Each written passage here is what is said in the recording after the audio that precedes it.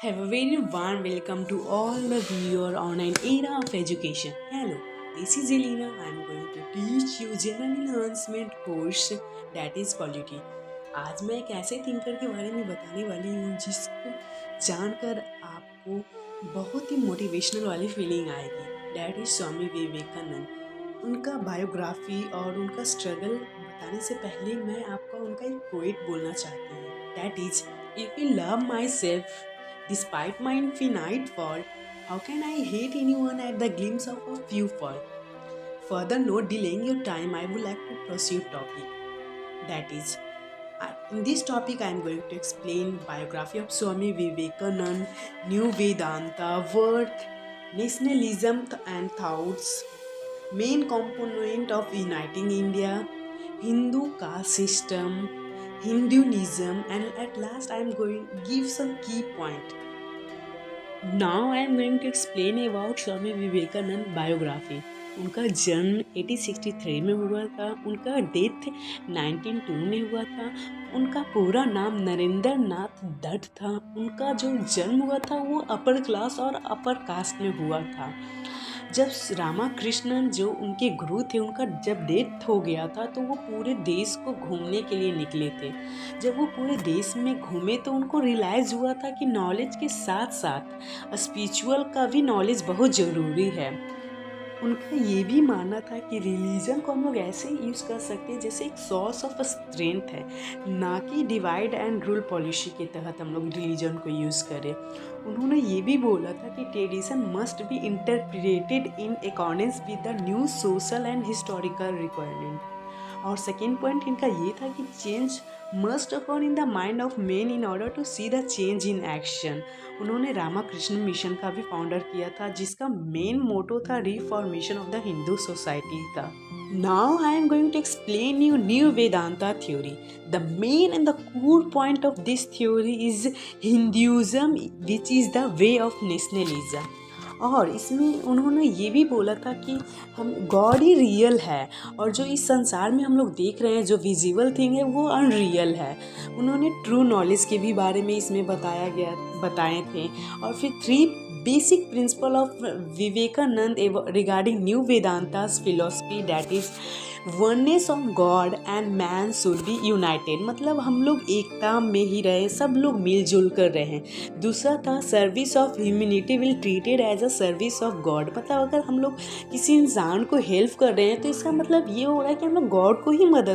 Third point ये था he propagated the principle of universal tolerance and treated different religious with faith as a different path to reach the ultimate goal of liberation.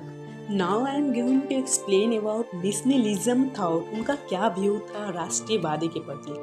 उनका ये मानना था कि emergence of strong and self confident India must be propagate the message of Vedanta philosophy to the world.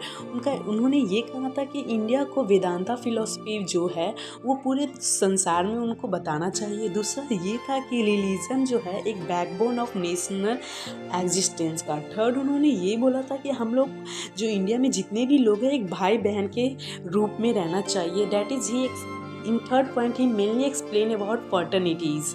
Now I am going to explain about main component of uniting India. First point इसमें ये है कि unity in India people despite of diversity.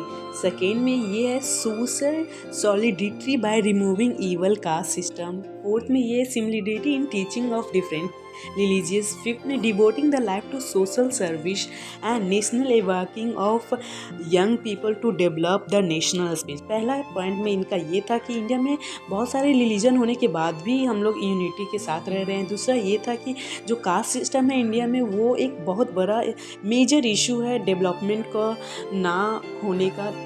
चौथा ये कि third point ये है कि हर एक रिलीजियस हमें यही बताता है कि हम लोग को सही पाथ पे चलना चाहिए, ट्रूथ के पाथ पे चलना चाहिए। फोर्थ उन्होंने सोशल सर्विस को ही नेशनल सर्विस माना गया बताए हैं। तो जो फेमस वर्क था वो था karma yoga, Rajyoga, Vedanta philosophy and practical Vedanta. अब मैं हिंदू कास्ट सिस्टम के बारे में बता रही हूँ। उनका क्या व्यू था हिंदू कास्ट सिस्टम पे। पहला ये था कि ब्राह्मण रिप्रेजेंट नॉलेज, दूसरा था क्षत्रिय रिप्रेजेंट ऑर्डर यानी कि किंग वो लोग रहते हैं।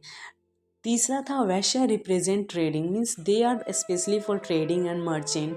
चौथा जो था Shudra represent, means they are representing as a worker of Kshatriyas and Brahmin. Swami Vivekananda के अनुसार आइडियल सोसाइटी उनका जो था वो 4 बेसिक प्रिंसिपल पे बेस्ड था, that is knowledge, protection, economic activities and equality is a synthesis lead to overall development of Indian society. मतलब जो नॉलेज होता है, प्रोटेक्शन होता है, इकोनॉमिक एक्टिविटीज़ होता है और जो इक्वलिटी प्रोवाइड करते हैं सोसाइटी में, यही जो है ओवरऑल डेवलपमेंट हमारे इंडियन सोसाइटी में लाते हैं। और अगर स्टेट प्रोग्रेस होगा तभी हम लोग बोलेंगे कि मोरल प्रोग्रेस होगा, और जब स्टेट तब प्रोग्रेस होगा जब इक्वलिटी सबको मिलेगी, मतलब all are treated equally in our society. Now I am going to share a famous thought of Swami Vivekananda, that is, I am socialist not because I think it is a perfect system, but half of loaf is better than no bread. The other system has been tried and found wanting. मतलब उनका ये भी था कि वो socialism के खिलाफ थे। जो बेसिक रीज़न उन्होंने दिया कि वो क्यों सोशलिज्म के अगेंस्ट थे, दैट इज़ वो उनका मानना था कि जो सोशलिज्म होता है वो मेटेरियलिस्टिक प्रोग्रेस होता है, और जो मेटेरियलिस्टिक प्रोग्रेस है वो ह्यूमन प्रोग्रेस को लिमिटेड कर देता है, वो वाइड प्रोग्रेस नहीं है।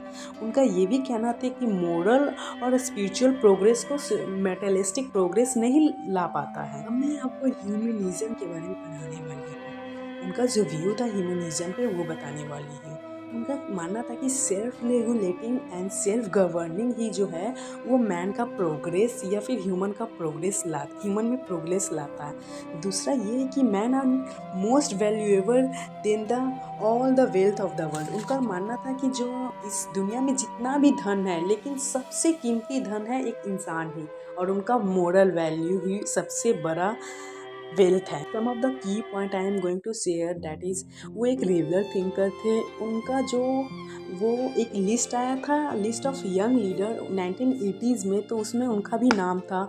फिर वो पार्लियामेंट ऑफ रिलीजियन शिकागो में, जो कि 1893 में हेल्ड हुआ था, वहाँ पे जाके उन्होंने स्पीच दिया था। तब यही जो है उनका टर्निंग पॉइंट था। फिर वो वेस्टर्न कल्चर और ईस्टर्न कल्चर को कंबाइन करना चाहते थे, क्योंकि उनका मानना था कि वेस्टर्न और ईस्टर्न कल्चर कंबाइन रहेंगे तभी एक मतलब कंट्री डेवलप होगा, क्योंकि वेस्टर्न